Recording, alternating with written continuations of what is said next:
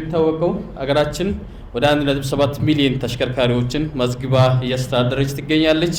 በዚህ ሂደት ውስጥ ታርጋ ላይ ያለንን አሰራር በየጊዜው መንግስታት በተቀየሩ ቁጥር እየተቀየረ የመጣ መሆኑ ይታወቃል። በሀገር ደረጃ ለአራተኛ ጊዜ ተሽከርካሪ ሰሌዳ እየቀየረ እንገኛለን። ምን ቀይርበት ማግባብ ሀገር በደረሰችበት የእድገት ደረጃ ዓለም ከደረሰበት የቴክኖሎጂ አፈጻጸም ደረጃና አጠቃላይ ለዜጎቻችንና ለደህንነት እንዲሁም ደግሞ በዚህ ረገድ ሊፈጸሙ የሚችሉና በሀገር ኢኮኖሚ ላይ አደጋ ሊጥሉ የሚችሉ ህገወጥ አሰራሮችን ተክል ለማድረግ እንዲሁም ደግሞ ያለንን ስቶክ ዋይዝሊ ለመምራት ማለት ምን አይነት ተሽከርካሪዎች አሉን፣ በምን ስታተስ ነው፣ እንዲሁም ደግሞ የዕድሜ ሊሚትን ተግባራዊ በማድረግ ሀገራችን ሁለንተናዊ የሆነ የአረንጓዴ ኢኮኖሚክ ዲቨሎፕመንት ውስጥ ትገኛለች። የዚህ ኢኮኖሚክ ዲቨሎፕመንት አንዱ ውጥን ጤናማ የሆኑ ተሽከርካሪዎችን ማስተዳደርና መምራት ማለት ነው። በዚህ ሂደት ውስጥ በህጋዊ ስርዓት ውስጥ የሚያልፉና ስሪታቸውንም ዕድሜያቸውንም ስምሪታቸውንም በሚገባ የምናስተዳድራቸው ተሽከርካሪዎች እንዲኖሩን ዘንድ የተሽከርካሪ ሰሌዳዎችም ከመደበኛ የተሽከርካሪ አያያዝ አኳያ ዓለም ከደረሰበት ቴክኖሎጂ ጋር የዋጀ አሰራርን ተግባራዊ ለማድረግ ጥረት ላይ እንገኛለን።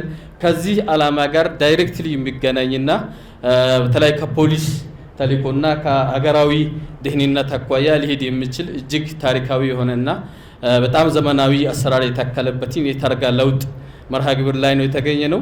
ሁለቱ ዓላማዎች መናበባቸው ታሪካዊ ገጠምን እንዲሁም ደግሞ ሀገር ምን ያክል ለቴክኖሎጂና ለዜጎች ደህንነትና ስጋት ሊጥሉ የሚችሉ ነገሮችን በዘመኑ ትጥቅ ወይም ደግሞ ቴክኖሎጂ አቅም ማኔጅ ለማድረግ የቀደመ ቴክኖሎጂዎችን ለመላበስ ምን ያክል ዝግጁ እንደሆነች ማሳያ በመሆኑ ለዚህ ስኬት የጠጋችሁ የፈጸማችሁ የመራችሁና ለዛሬ ያደረሳችሁ አካላትና እንዲሁም አጠቃላይ ማኔጅመንትን በራሴና በሚኒስቴር መስሪያ ቤት ስም ላመሰግን እወዳለሁ።